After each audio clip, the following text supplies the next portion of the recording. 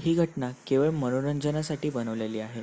ह्याचा सत्य घटनेशी कोणताही संबंध नाही आणि तसा आढळल्यास केवळ एक योगायोग समजावा. प्रत्येक व्यक्तीचं एक स्वप्न असतं की त्याची एक 4 व्हीलर असावी, तो त्या गाडीतून फिरावा. असेच स्वप्न माझंही होते. मी म्हणजे शरद. आम्ही 4 व्हीलर घ्यायचे ठरवले, पण नवीन गाडी घ्यायची बोलली तर पैसेही फार मोजावे लागतात, हे काही वेगळं सांगायला नको. म्हणूनच आम्ही सेकंड हँड गाडी घेण्याचे ठरवले आणि ही कल्पना माझ्या काही मित्रांनाही सांगितली. साधारण काही दिवसांनी आम्हाला तशीच गाडी एक भेटली. ती गाडी आम्ही विकत घेण्याचाही निर्णय घेतला, कारण की ती गाडी आमच्या घरच्यांना आणि मलाही फार आवडली होती. तशीच ती आमच्या बजेटमध्येही होती. तसेच आम्ही ती गाडीही विकत घेतली. ती गाडीला 8 महिने झाले होते, पण ती बाहेरून अगदी नवीन असल्यासारखीच वाटत होती. विशेष म्हणजे मालकाच्या चेहऱ्यावर फार चिंता वाटत होती, का ते माहीत नाही. आणि आम्ही ती गाडी घेऊन काही डॉक्युमेंट्स हे पूर्ण केले आणि तो मालक अगदी निर्धास्त झाला, का काय माहीत नाही. एवढ्या वेळ त्याच्या चेहऱ्यावर एक भय होतं, पण ते भय निघून गेलं असं वाटत होतं. तसंच मी आणि माझ्या मित्रांनी ती गाडी आमच्या घरी आणली. तसंच मी मनातल्या मनात विचार करत होतो की ही एवढी नवीन गाडी असून या मालकाने ही गाडी का विकली असेल. पण मी केवळ त्याच्याकडे दुर्लक्ष केले नंतर. तसे घरी फार सगळे आनंदात होते. तसेच मी घरच्यांना गाडीतून फिरवून आणण्याचा निर्णय घेतला. माझ्या घरी आई, बाबा आणि माझी लहान बहीण सुप्रिया असे आम्ही सगळे राहत होतो. माझे बाबा माझ्या बाजूला बसले, तसेच आई आणि सुप्रिया म्हणजेच माझी लहान बहीण हे मागे बसले. तसेच मी गाडी चालवू लागलो आणि असंच आमचा आनंदाचा प्रवास सुरू झाला. काही वेळाने माझ्या खांद्यावर कोणीतरी हात ठेवले. मी फ्रंट मिररमध्ये बघूनच बोललो, अगं सुप्रिया, काय झालं? तशी सुप्रिया बोलली, तू वेडा आहेस का? मी काय केलं? तसंच मी बोललो, तू माझ्या खांद्यावर का हात ठेवला? तशी सुप्रिया बोलली, मी तर बाहेर बघत आहे. आणि मी मनातल्या मनात बोललो की सुप्रिया अजूनही मजाक करत आहे आणि मी गाडी चालवू लागलो. पण का माहीत मला असं वाटत होतं की त्या गाडीमध्ये आम्ही 4 नसून 5 जण आहोत आणि मी दुर्लक्ष करून पुन्हा गाडी चालवू लागलो. तशीच मी गाडी आमच्या घरासमोर उभी केली. ती गाडी अशी उभी केली होती की ती आमच्या घरच्या खिडकीतून स्पष्ट दिसेल. तसे आम्ही राहायला ग्राउंड फ्लोअरलाच होतो, म्हणूनच आमची गाडी आम्हाला स्पष्ट दिसेल अशी आम्ही पार्क केली. 7-8 दिवस झाले असतील. मी गाडी काही दिवसांनी ऑफिसला न्यावं लागलो आणि रोज रात्री पार्क करत होतो. पण एक दिवशी माझ्या लक्षात आले की मी रोज रात्री गाडी पार्क करताना टायर हे नेहमी स्ट्रेट ठेवतो. याचा अर्थ मी स्टेअरिंग नेहमी स्ट्रेट ठेवतो, पण रोज सकाळी ते स्टेअरिंग म्हणजेच समोरचे टायर डावीकडे वळतात. मला थोडी शंका आली आणि मी दुसऱ्या दिवशीही हे असेच बघितले. मला शंका येऊन मी ती गाडी मेकॅनिककडे नेली. तसे मेकॅनिकने ती गाडी चेक केली. तसेच तो बोलला, साहेब, गाडी तर एकदम बरोबर आहे. आणि मी तसंच ऑफिसला गेलो. ऑफिसवरून सुटण्यास मला फार उशीर झाला. गाडीमध्ये बसलो. तसंच 50 ते 60च्या स्पीडने मी हायवेला गाडी चालवू लागलो. तसंच म्युझिक सिस्टमही ऑन केला. सुंदर गाणेही चालू झाले. पण काही वेळाने ते गाणे स्वतःहून बदलत होते. तसं मी त्यांना पुन्हा बदलले, पण तेही पुन्हा बदलत होते. असे 2 ते 3 वेळा झाले.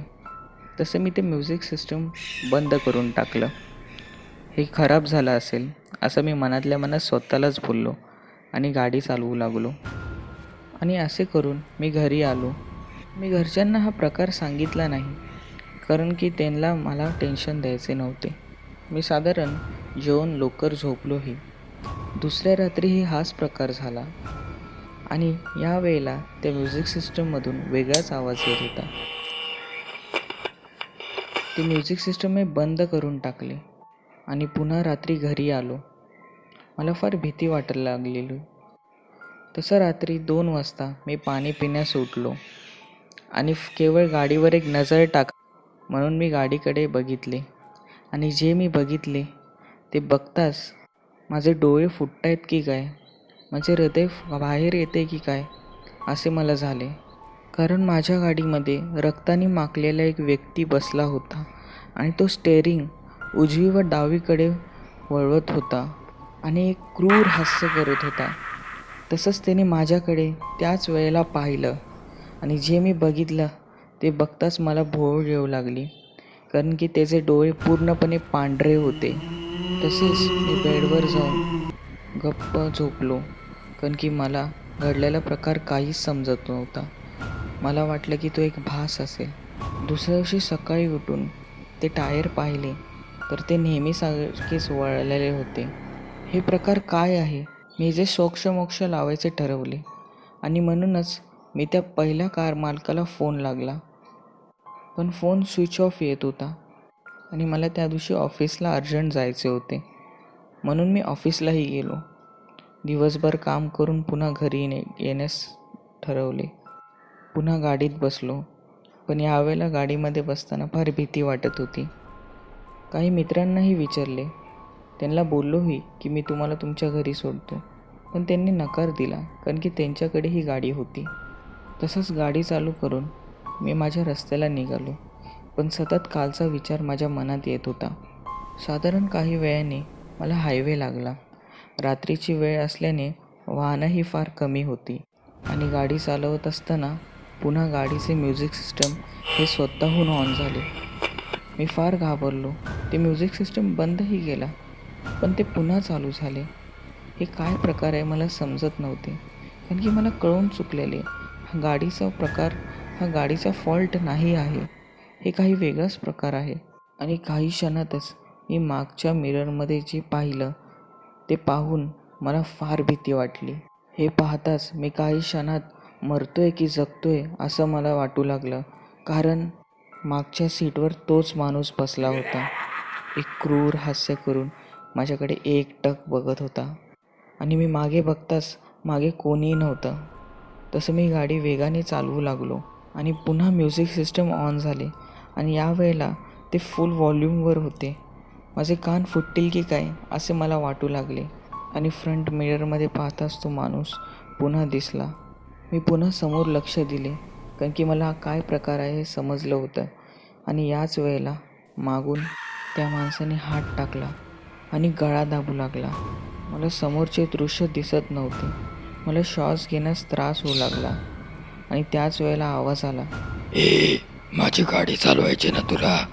आता बघतोस कसं गाडी चालवतो? हे ऐकताच मला फार भीती वाटत होती. गाडी वेगाने असल्याने गाडीचे नियंत्रण सुटले आणि गाडी एका झाडाला जाऊन धडकली. हळूहळू माझे डोळे बंद होऊ लागले आणि माझे जेव्हा डोळे उघडले तेव्हा मी हॉस्पिटलमध्ये होतो. घरच्यांना झालेला प्रकार सांगितला व बाबाही फार चिंतेत होते. हॉस्पिटलमधून येताच आम्ही पहिले त्या गाडीच्या मालकाचे घर गाठले. त्याला झालेला प्रकार सांगितला. तसं त्याने आरोप चुकीचा आहे असं बोलून तिथून पळ काढण्याचा प्रयत्न केला. पण माझ्या बाबांनी त्याला जरा दम देऊनच विचारले आणि एक कानशीरही मारली. तसं तो झालेला प्रकार सांगू लागला. ही गाडी माझ्या ऑफिसमधल्या मालकाची आहे. त्यांना पैशांची फिजूल खर्च झालेली फार आवडत नव्हती. तसेच ते पैशालाही फार स्वार्थी होते आणि त्याच वेळेला त्यांना गाडीही घ्यायची होती कारण की त्याला गाडीमध्ये फार आवड होती आणि त्यांनी एक नवीन कोरी 4 व्हीलर घेतली. ते त्या 4 व्हीलरला आपल्या पोराप्रमाणेच प्रेम देत असे. रोज सकाळी गाडीला धुवून रोज संध्याकाळी गाडीला धुत असे आणि साफ करत असे. त्यांच्या त्या गाडीवर फार प्रेम होते. अगदी कधी कधी तर 15 ते 20 मिनटं तर ते गाडीतच बसत असे. एके दिवशी त्यांना ऑफिसवरनं सुटण्यास लेट झाले. तसेच ते गाडीमध्ये बसून जुने गाडी लावून ते निघायला लागले. म्युझिक सिस्टम हा फार मोठा केला होता. पूर्ण व्हॉल्यूम वाढवला होता आणि तसेच ते वेगवान गतीने गाडी चालवून येत होते. आणि अचानक काय असे मी त्या माणसाला विचारले आणि तो सांगू लागला की अचानकच त्यांना हृदयविकाराचा झटका आला. तो झटका एवढा तीव्र होता की त्यांची गाडी जाऊन झाडाला धडकली आणि त्यांचा जागीच मृत्यू झाला आणि त्यांचे निधनही झाले. हेच अनुभव त्यांच्या पत्नीलाही होऊ लागले. त्यांच्या मुलांनाही असेच अनुभव होऊ लागले आणि त्यांनी गाडी मला दिली. असेच अनुभव मलाही होऊ लागले आणि या भीतीनेच मी ही गाडी विकण्याचा निर्णय घेतला. तशीच तुम्ही ही गाडी घेतली. हे प्रकरण ऐकताच मलाही फार भीती वाटली.